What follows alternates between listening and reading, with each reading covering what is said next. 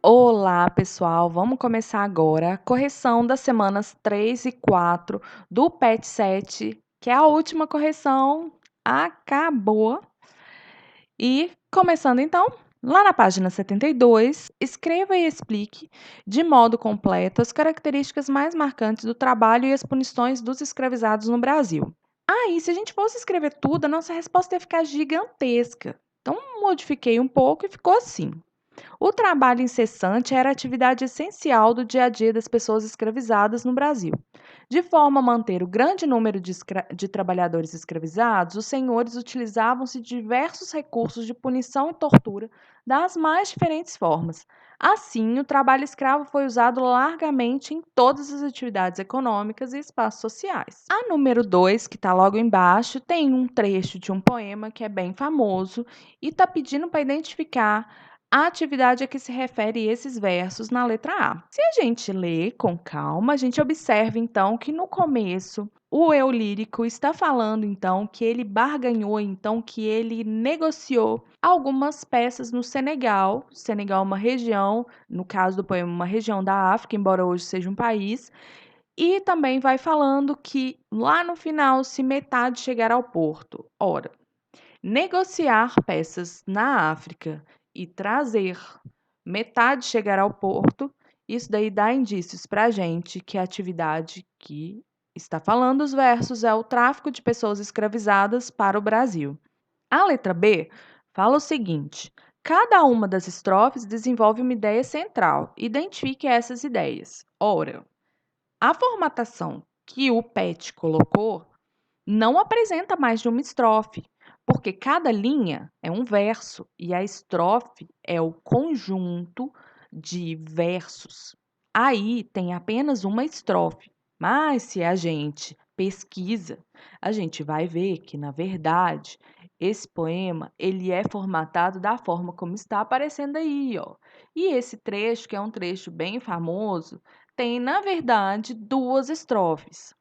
Na primeira estrofe, tá assim: 600 peças barganhei, ou seja, 600 peças negociei. Que pechincha no Senegal, a carne é rígida, os músculos de aço, boa liga do melhor metal. Nesse trecho, então, na primeira estrofe, fala da compra de pessoas escravizadas na África, garantindo que são saudáveis e fortes. A segunda estrofe, em troca, dei só aguardente. Aguardente é cachaça, pinga. Contas são miçangas, pequenos adereços, né? Latão, que é um metal que não é valioso, um peso morto. Eu ganho 600%, isso daí é o lucro, se metade chegar ao porto. Nessa segunda estrofe, descreve os termos de troca, informando que trocou os escravizados por cachaça e metal não valioso. Assim mostra o lucro da transação. A resposta, então, da letra B é o que está no quadrado, esse escrito aí, ó, primeira estrofe, segunda estrofe, essa é a resposta. Coloquei em cima para ficar mais fácil de enxergar. Passando para a número 3. A número 3, talvez o arquivo que você tem ou o arquivo que você imprimiu não está aparecendo esse mapa aí. É porque quando o governo, a secretaria, lançou o PET 7, estava com um erro. Tinha uma imagem que era um morro, na verdade. Nada a ver, né?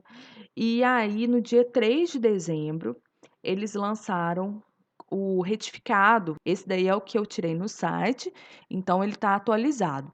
Tem um mapa aí e está perguntando na letra A, qual o título do mapa? O título é Linhas de Tráfico de Escravos África-Brasil. Na letra B, pergunta como eram chamados os escravizados que vinham da região da Guiné. E aí, olhando aí a região da Guiné, essa que está de laranjinha, eram os sudaneses, os povos sudaneses que vinham dessa região. Na letra C, e os escravizados que partiam de outras regiões? Aí é o que está marcado de marronzinho, né? São os bantus ou bantus. A letra D tem um quadro e para ficar mais fácil de enxergar, eu dividi o quadro. Na primeira coluna está perguntando de onde vinham. De onde vinham os bantus? Vinham de duas regiões principais.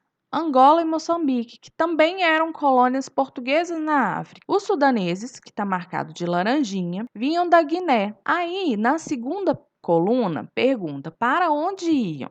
Se a gente vê o destino da seta, por onde ela termina, a gente vai perceber que os bantus eram desembarcados em Pernambuco e Rio de Janeiro, e os sudaneses na Bahia. Esse mapa é um mapa extremamente simples. Há outros mapas que descrevem com mais exatidão as rotas do tráfico de escravos e que a gente já viu em outros vídeos aí. Mas eu usei esse daí porque é que está na questão do pé. E agora, com muita emoção, nós vamos passar para a correção da semana 4.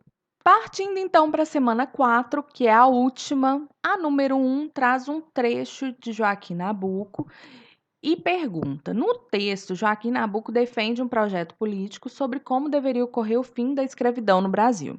Explique qual era esse projeto político, como deveria acontecer a abolição. Nesse trecho que o Pet trouxe, não explica bem a ideia do Joaquim Nabuco.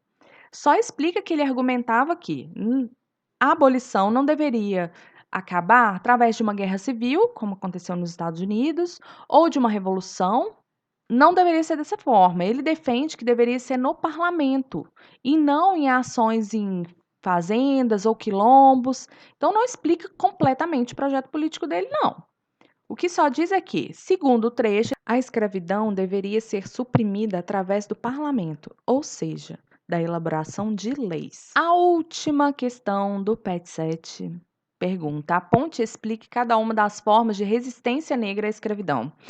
Nossa, o PET trouxe várias formas de resistência. Se a gente fosse parar e fazer cada uma, ia ficar enorme essa resposta. É a última resposta, a gente não precisa disso. Aí, lá no texto, no terceiro parágrafo, tem aí um resuminho delas. Ficou assim, então. Algumas práticas adotadas pelos negros na luta contra a escravidão eram a fuga, a queima de plantações, os atentados a feitores e senhores e até mesmo a morte de recém-nascidos e o suicídio. Entendendo cada uma delas. Fugir é a forma mais simples da gente entender de resistência. O escravizado não reconhecia-se nessa posição porque ele não nasceu como escravo e ele fugia buscando uma outra forma de viver. A queima de plantações, não só a queima, mas a quebra de coisas materiais, era uma forma de se revoltar contra a escravidão também e de resistir a ela. Os assassinatos, seja de feitor, de senhores e o assassinato também de recém-nascidos, de filhos de escravos, pelos próprios escravizados, é uma forma de resistência porque demonstra que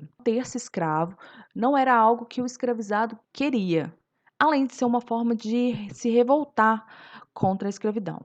Por fim, o suicídio, que é uma forma de resistir ao próprio destino e que são formas sim de resistência. Aí o PET não traz, mas há outras formas também, que são formas que não são ligadas à violência, como a construção de uma família, a formação de uma cultura que lembrasse a cultura africana. Tudo isso também é resistência à escravidão e que marca profundamente a cultura brasileira. Aí, finalizando a resposta, mas a mais expressiva forma de resistência foi a organização de quilombos. Quilombos eram comunidades autossuficientes. Isso significava que era uma comunidade que vivia do que ela mesma produzia. Com essa resposta, nós terminamos o PET 7, que é o último PET. Parabéns para você que chegou até aqui. Realmente foi muito difícil, mas acabamos. E se você está atrasado ou sabe de alguém que está atrasado, manda aí os nossos vídeos para a pessoa colocar em dia. Valeu!